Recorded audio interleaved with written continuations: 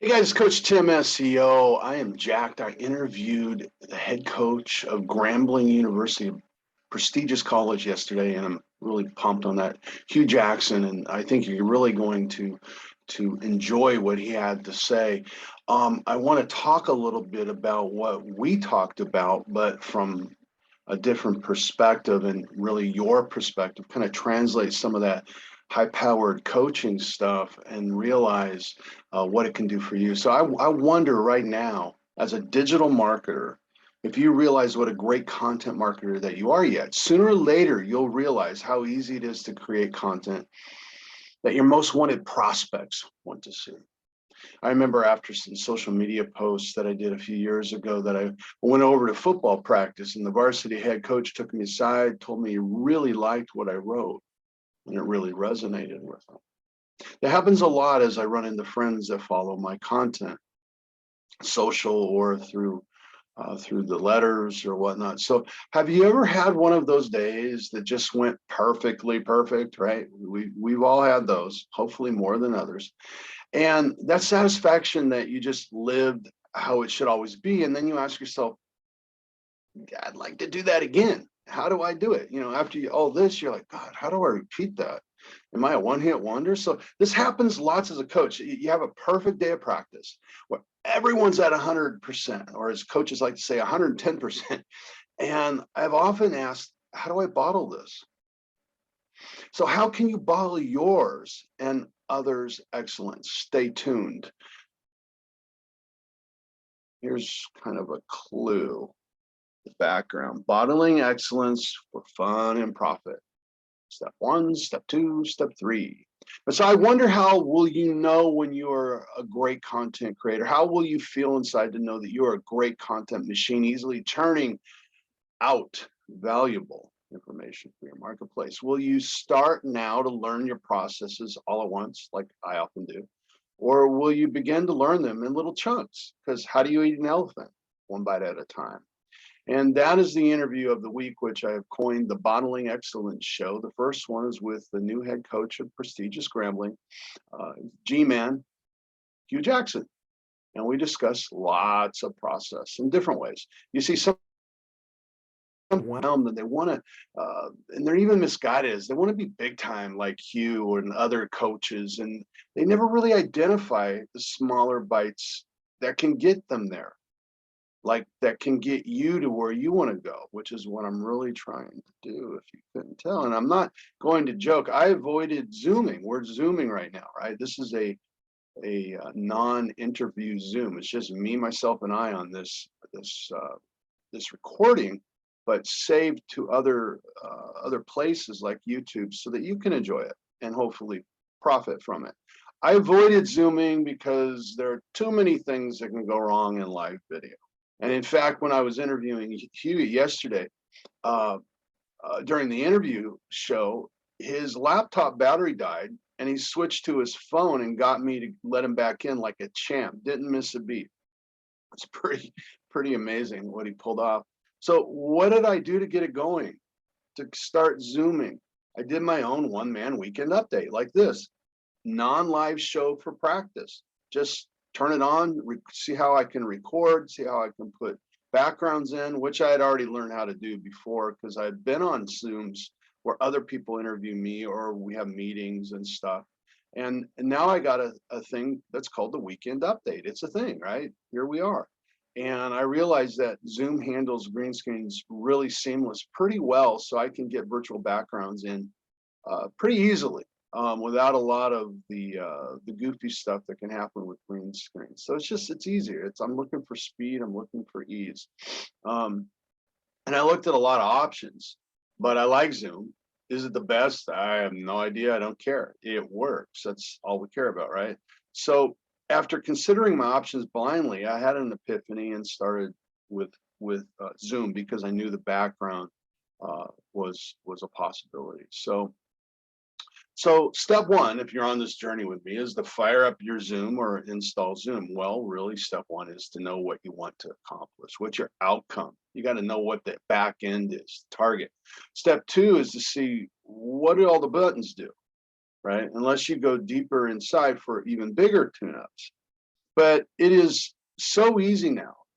The deep dive is totally worth the journey. On the far upper right, you will see a gear bar for setting, the upper right of their interface for the software. Go to the background, play, and that's how I have this chalkboard I did. I just the subplot or the sub number to that is I use a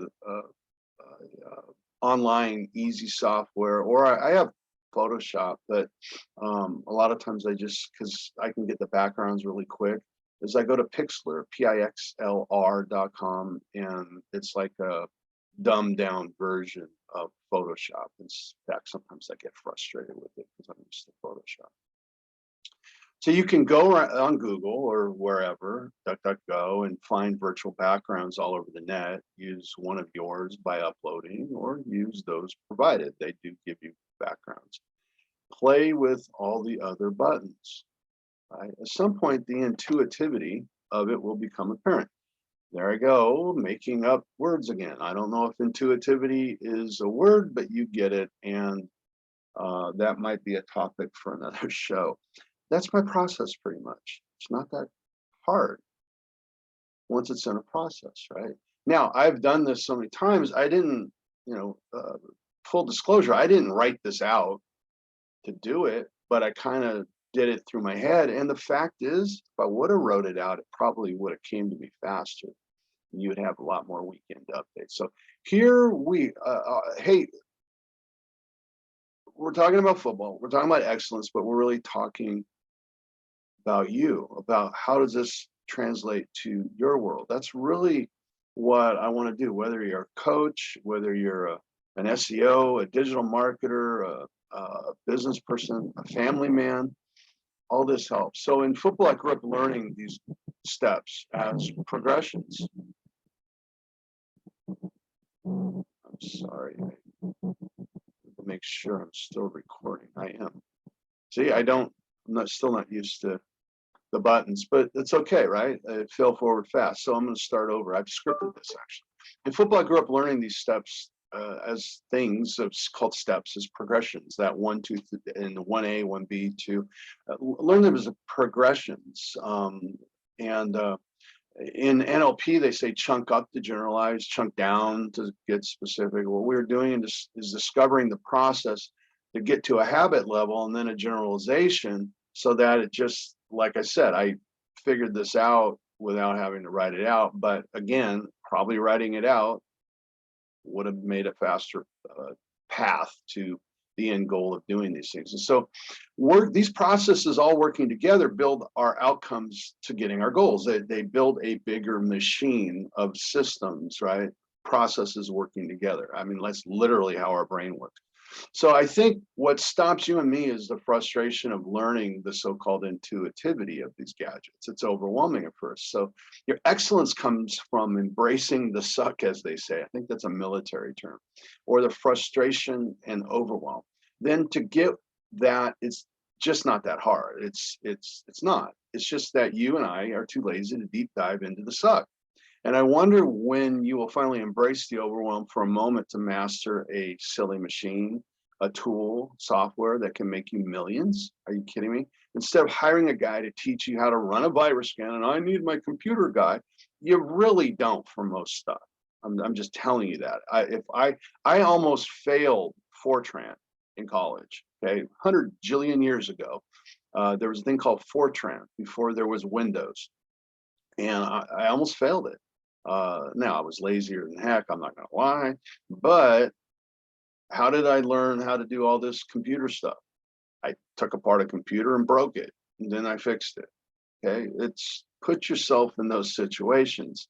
We'll talk about that in a second as far as challenges. So it's too frustrating, right? That's why we don't want to go into the frustrating. Hold on tight, because I'm going to show you how to pick out times where you can be frustrated and then walk away and then get into your other stuff. And so you don't go through where it ruins your day. So pro tip, Google how to do a virus scan with XYZ software, right? I mean, the answers are out there.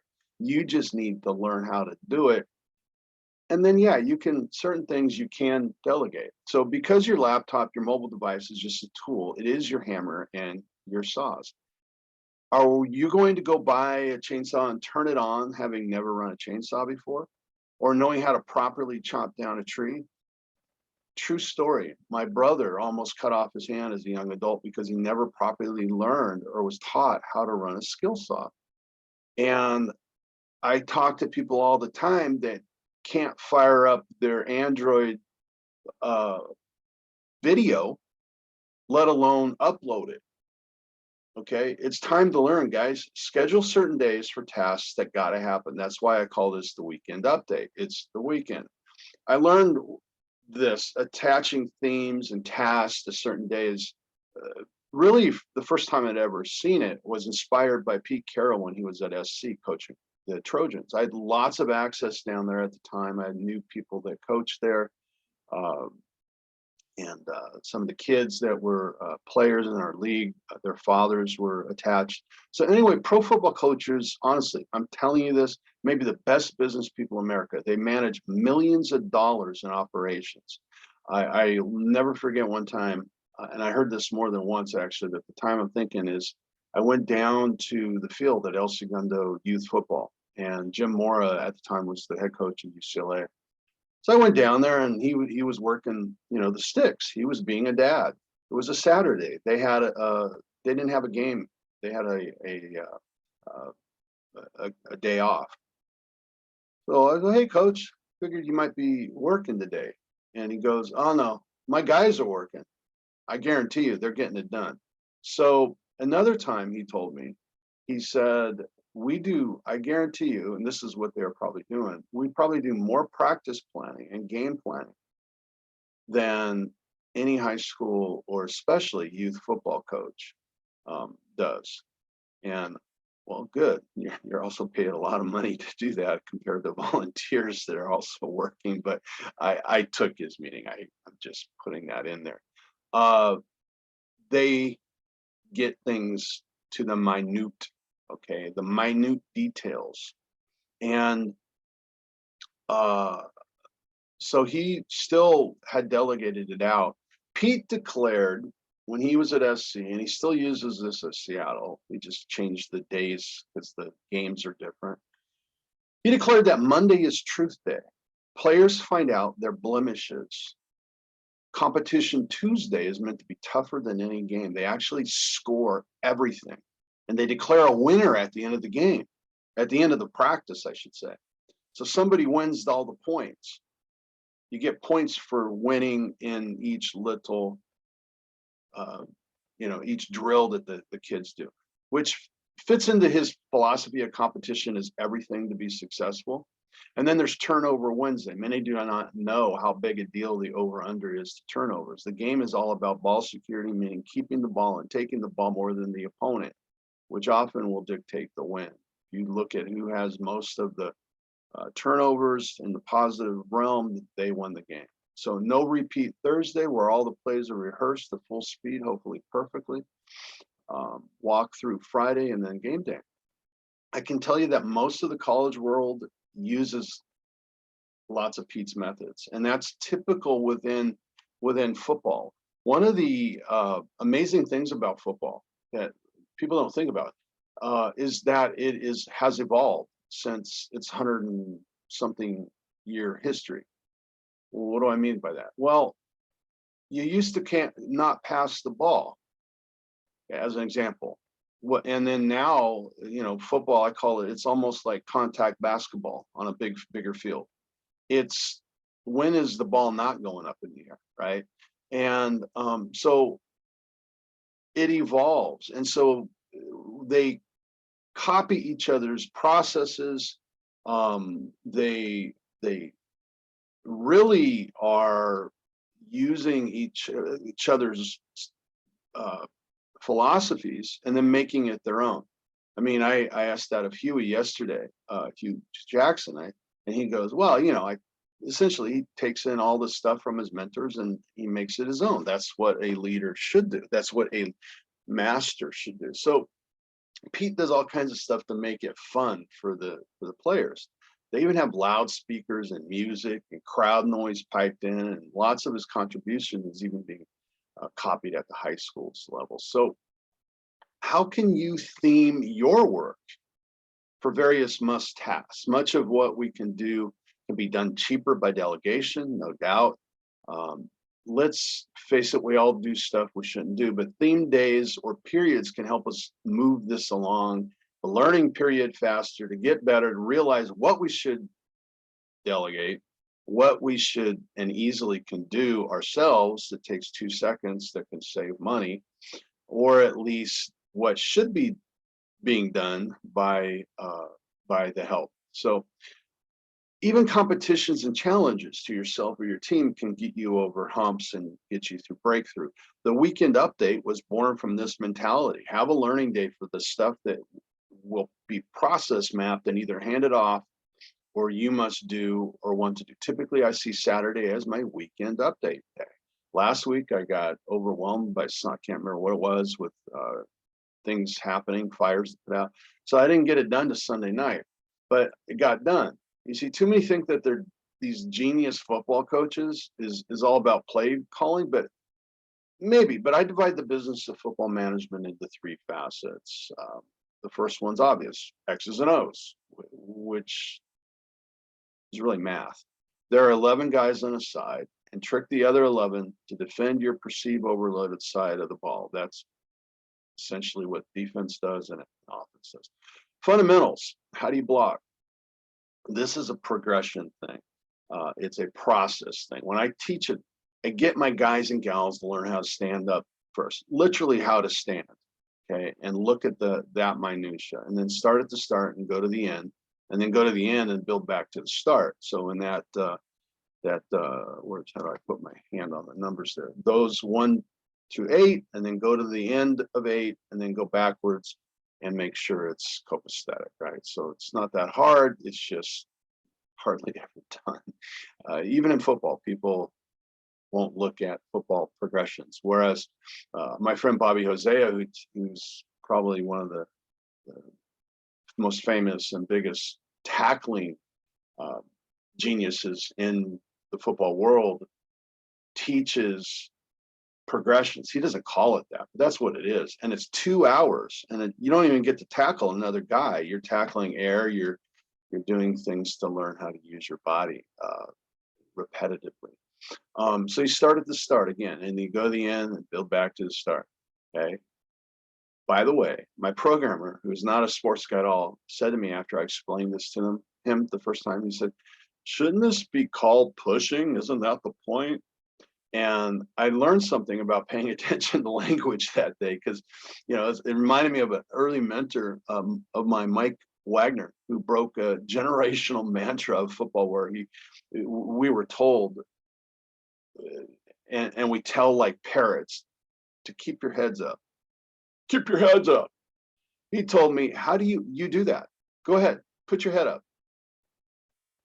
It's already up. How are you going to put it up more? So the more specific way is to put your chin up. So assumptions and cliches can kill your business. You're not paying attention to what you're saying or what other people are saying, or you're assuming that you know what someone else is saying. That's another thing. So processes. Culture, probably biggest thing of anything, because I think culture embeds personal values as well as collective values. So personal values, as an example, I did an interview with Kenrick Cleveland, who went through a whole thing of that. That's his starting point in his persuasion. The guy's worldwide famous for his persuasion techniques, and it's on the podcast. Well, Hugh goes into this big. In fact, he talked about stuff like my NLP interview with Jonathan Alfield talked about. The term that we would use in NLP would be pattern interrupt, a disruption.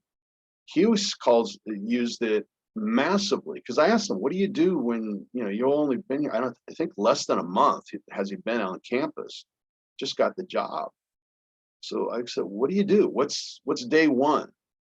Well, he goes, we change everything. The locker room, the colors are switched around. Everything is different because what was before didn't work.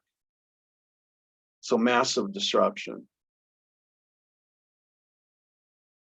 Think about that. So when you run a smaller company, sometimes that means you have to disrupt yourself. Old habits die hard. Oftentimes disruption comes from trauma. As an example, up until last summer, I had averaged out at about 270, 275, right?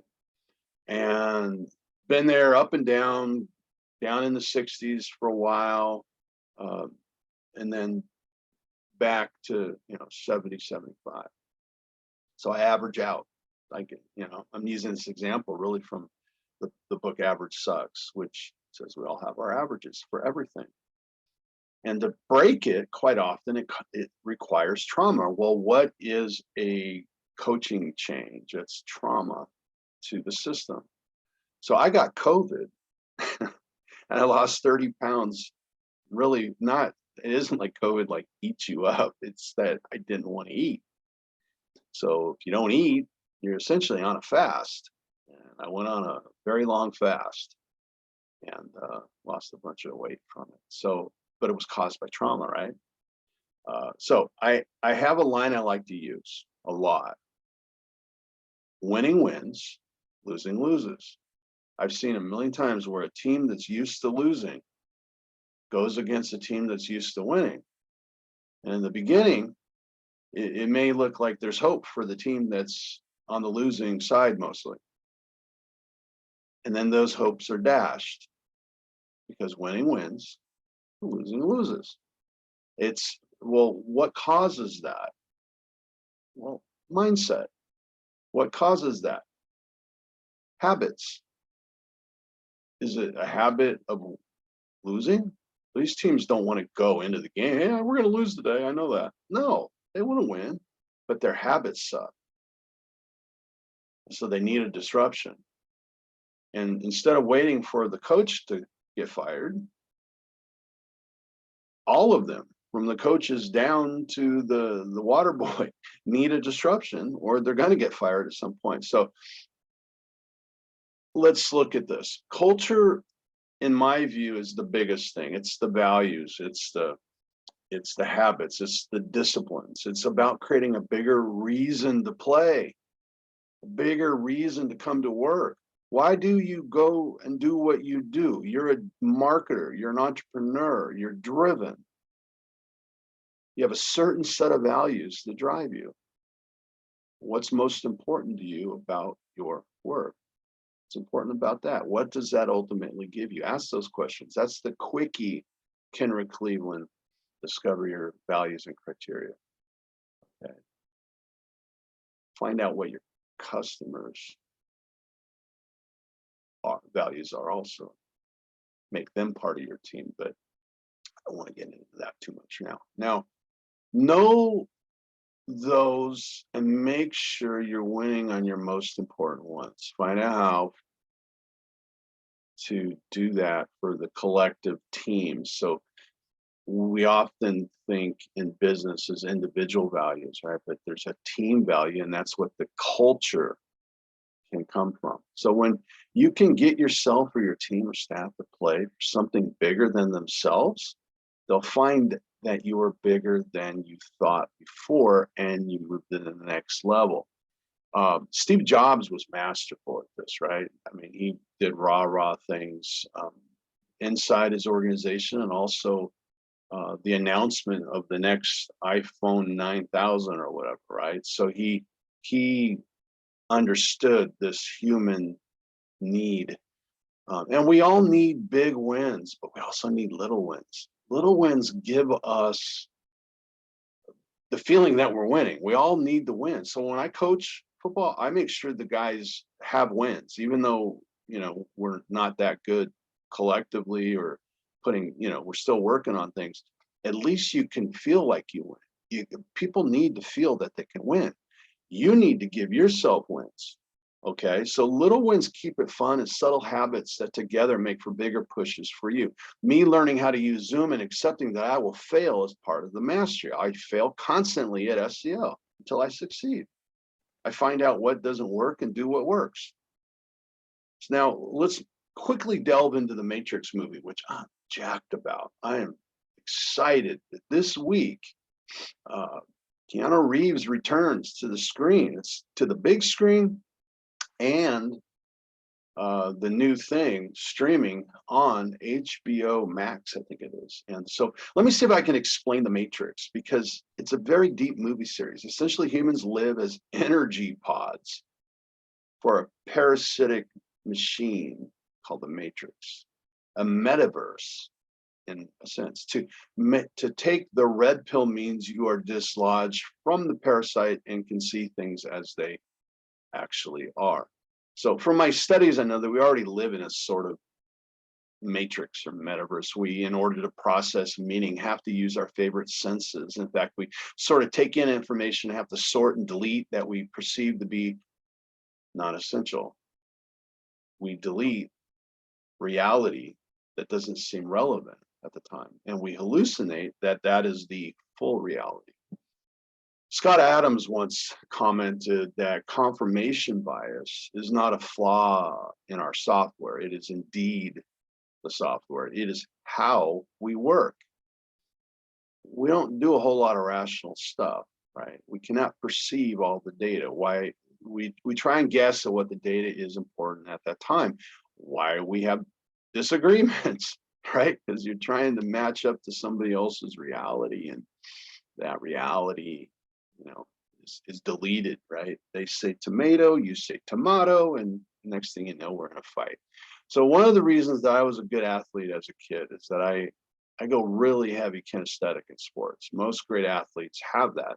I spent my summers body surfing waves as a kid. I felt that sand on my feet. Special note, when you're recording something, turn off your phone. Hold on one second.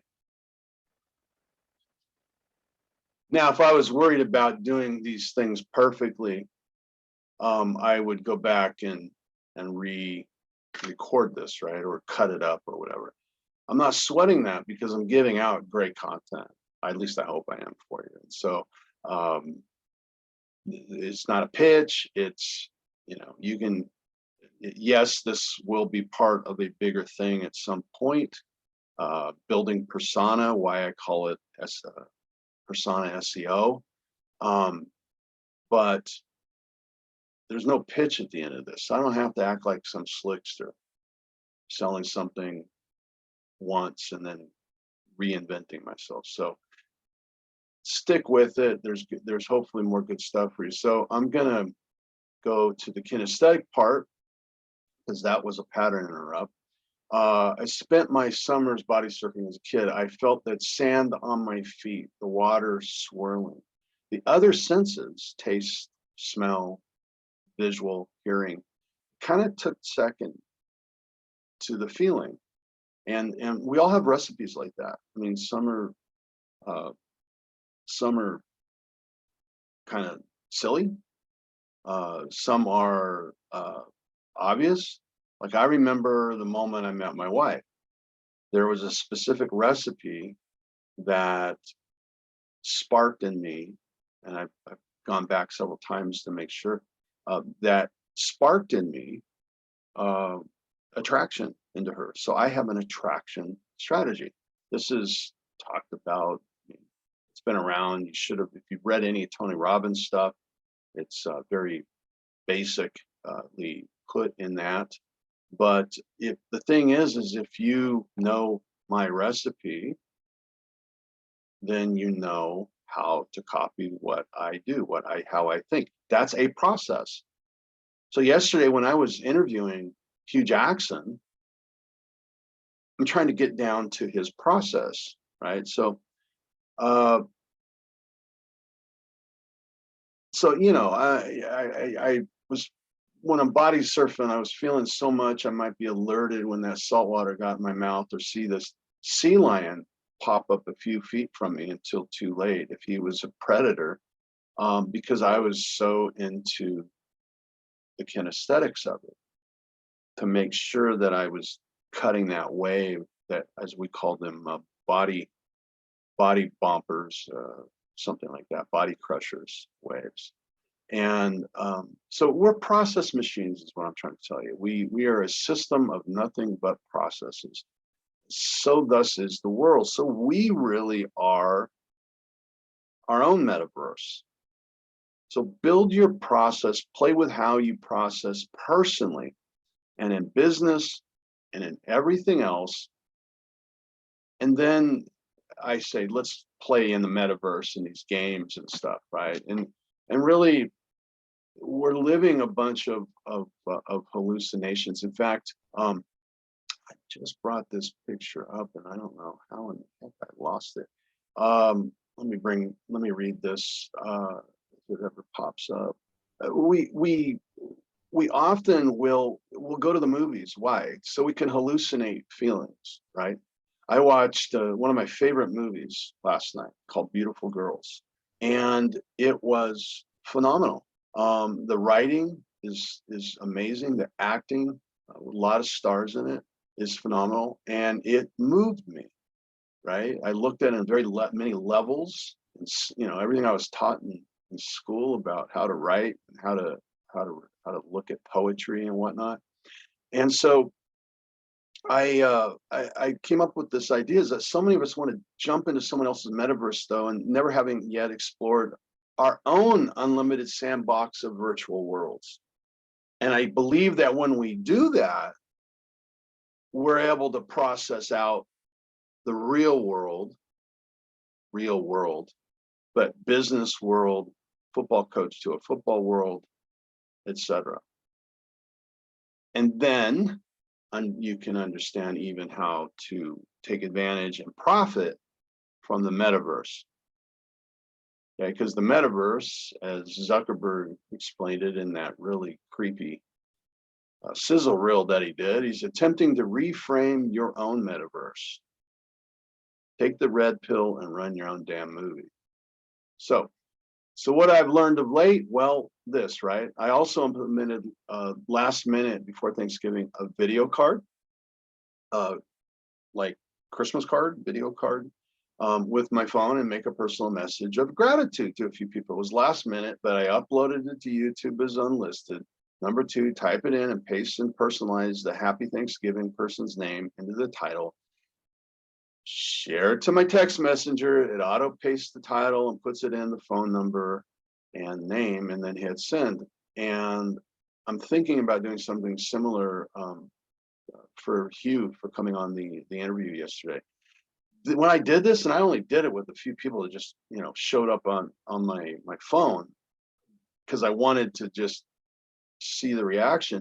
It's a real hit. The ones that replied back thought it was a really cool thing. So if you want to make a splash that nobody else is doing, do that.